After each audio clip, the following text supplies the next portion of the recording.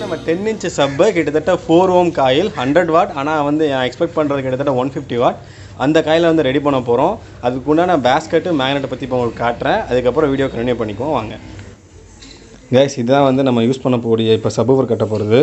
Black paper plus இது வந்து end ஒயருன்னு சொல்லுவாங்க. இதான் வந்து இந்த பேஸ்கெட்டில் வந்து உட்காரும், இந்த இடத்துல உட்காரும். அதை தவிர்த்து பார்த்தீங்க அப்படின்னா எப்பயும் போல் நம்ம நார்மலாக யூஸ் பண்ணுற ஸ்பைடர். பட் இந்த தடவை கொஞ்சம் அட்வான்ஸ்டாக சப்வூஃபர் வந்து எந்த இடத்துலையுமே பஞ்சிங் வந்து மிஸ் ஆகக்கூடாதுன்றக்காக அந்த இது கான்செப்டில் வைக்க போகிறோம். அது நல்லா ப்ரெஷனாக இருக்கும். ஓகேங்களா. அதுக்கப்புறம் ஃபெவி பாண்டு இருக்குது, ஆரல்டைட்டு இருக்குது. போக போக ஒன்றா பார்த்துக்குவோம். அதை விட மெயினான விஷயம் காயில் பார்த்தீங்க அப்படின்னா கிட்டத்தட்ட இது 4 ohms காயில் 100 வாட்டுன்னு கொடுத்துருக்காங்க. கிட்டத்தட்ட இது 130 rupees.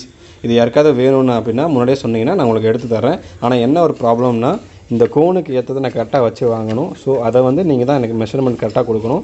தப்பாக கொடுத்துட்டீங்க அப்படின்னா உங்களுக்கு வந்து காயில் கரெக்டாக அமையாது. ஓகேவா. ஸோ இதுதான் விஷயம். இது வந்து நம்ம ஒர்க் பண்ணக்கூடிய இப்போ ஸ்டேஷன்.